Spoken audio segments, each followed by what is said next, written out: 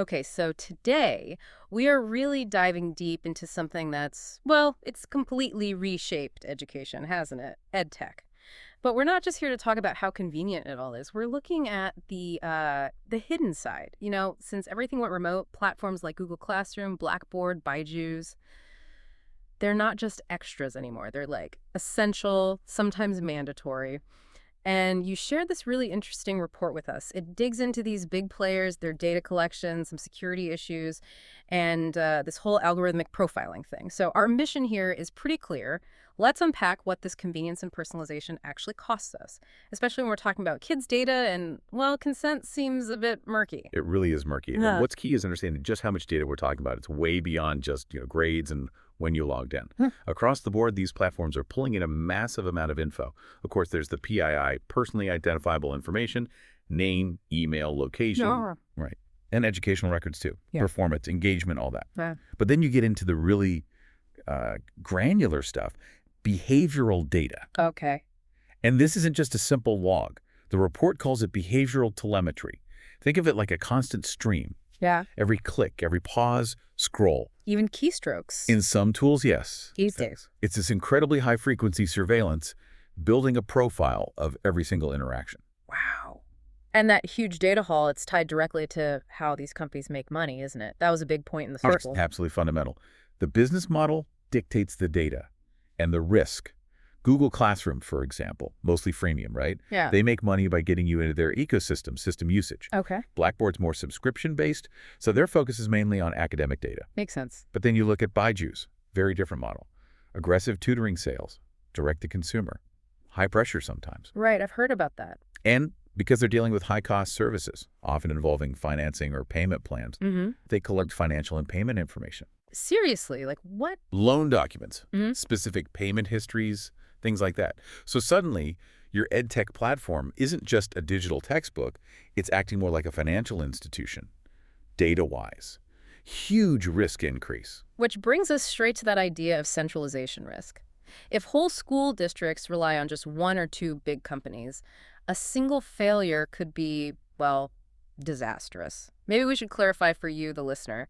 When we talk about managing enrollment, attendance, all that school stuff, that's often a student information system, or SIS. Exactly. These are huge databases. And when schools outsource that SIS to a massive vendor, you're putting millions of student records in one basket. And it's not just a what if. We saw this happen, the Power School breach back in 2025. Right, that was huge. Huge. A major SIS provider.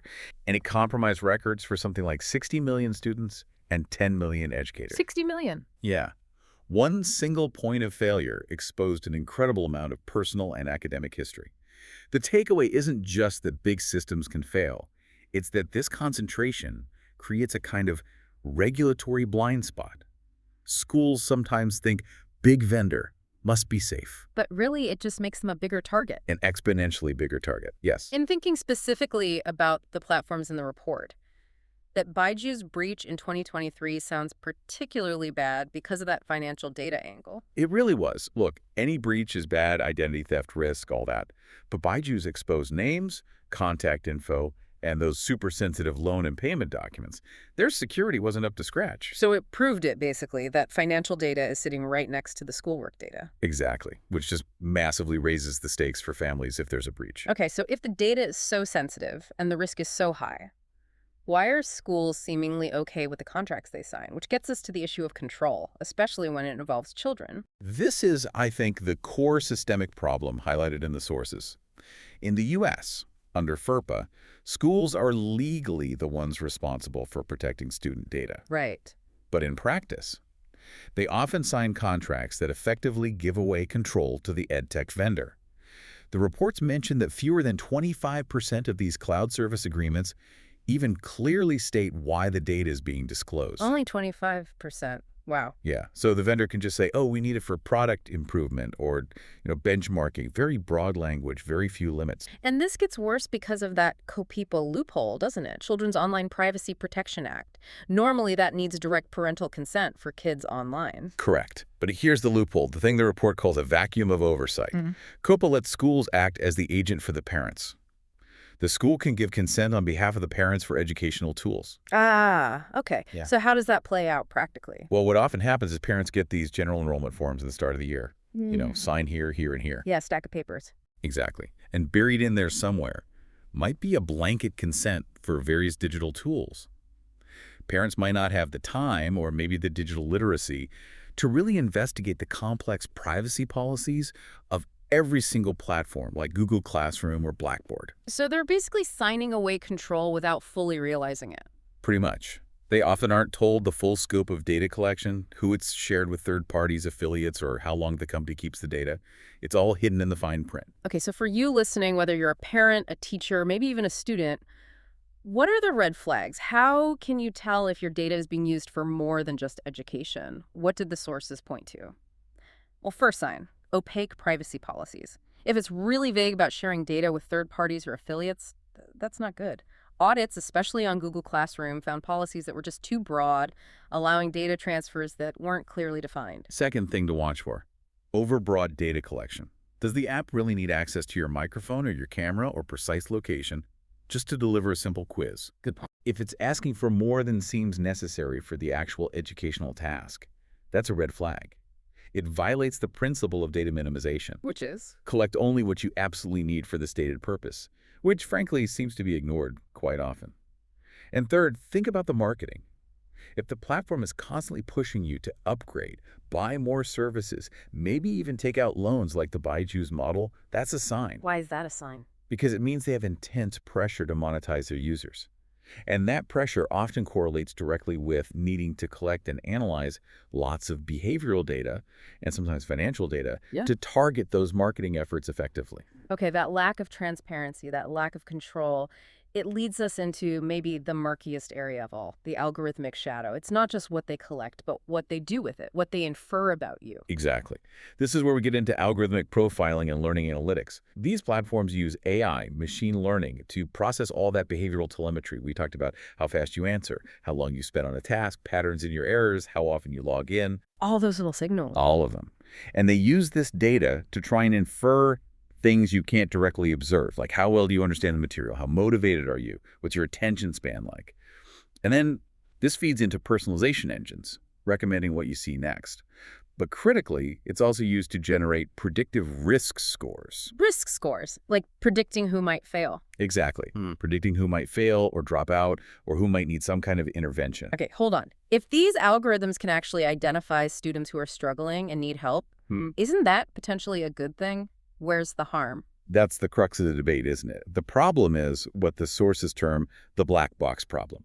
With Google Classroom, Blackboard, Byju's, the actual algorithms doing this prediction, they're proprietary, trade secrets. So we don't know how they work. We have very limited transparency. We don't know exactly which inputs they weigh most heavily or, and this is crucial, what biases might be accidentally baked into the system.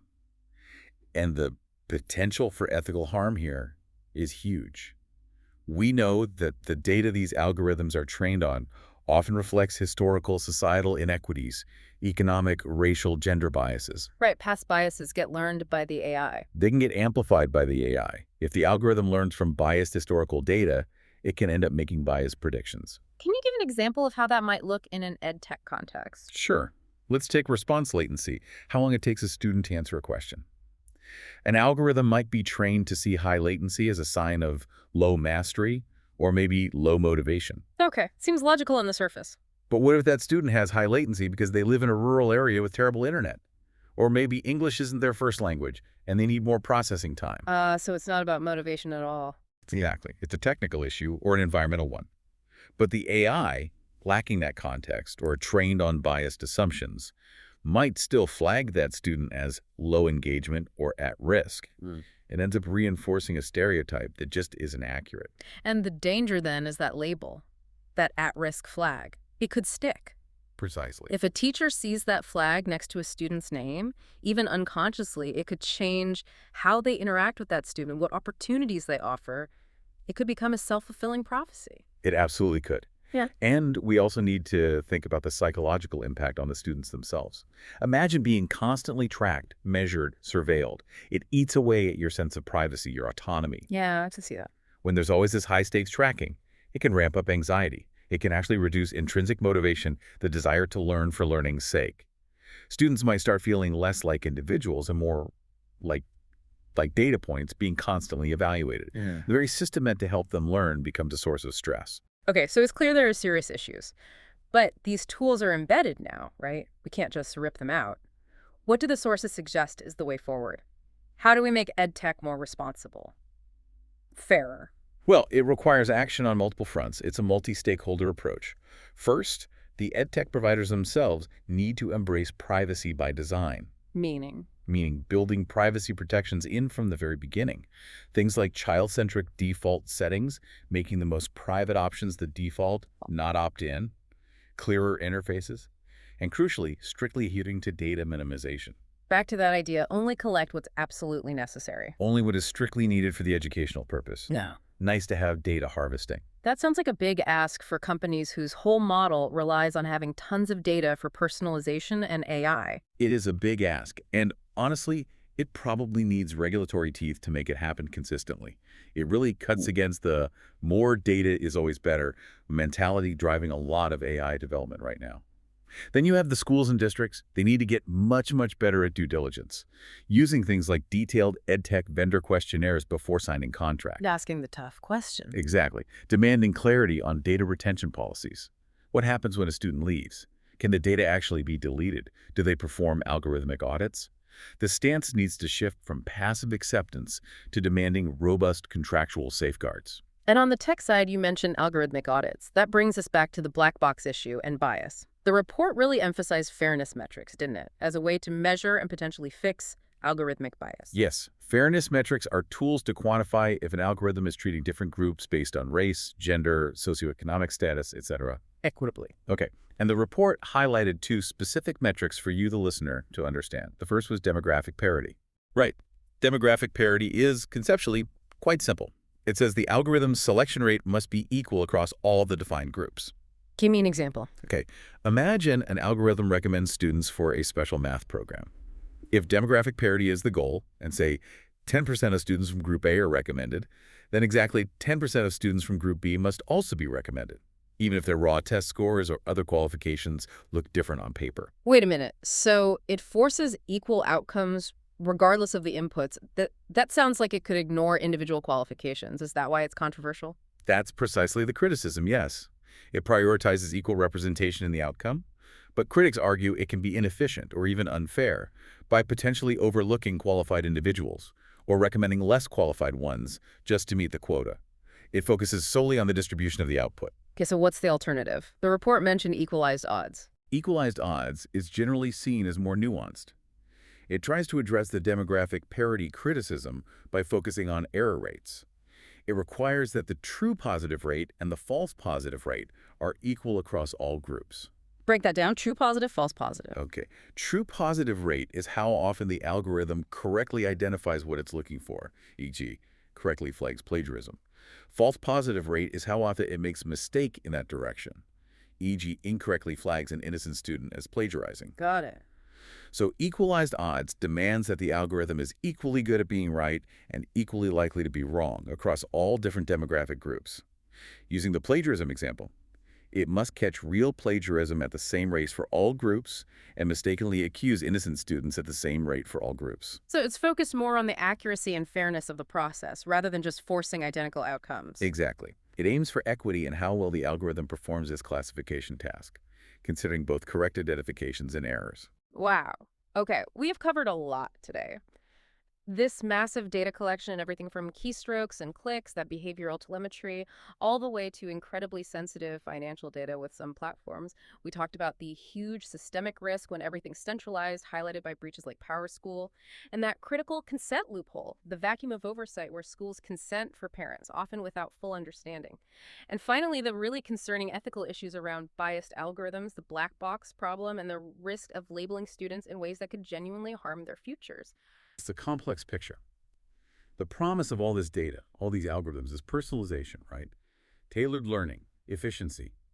But the reality is often this opaque system where students, and often teachers too, have no idea how these scores or labels are generated. They can't see the calculation, they certainly can't contest it easily, which leaves us, and you listening, with a really crucial question to think about.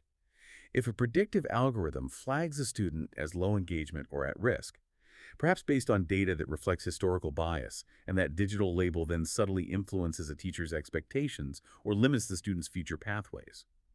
How do we ensure that the technology designed to enhance learning doesn't accidentally become the very thing that locks in or even cements a student's destiny?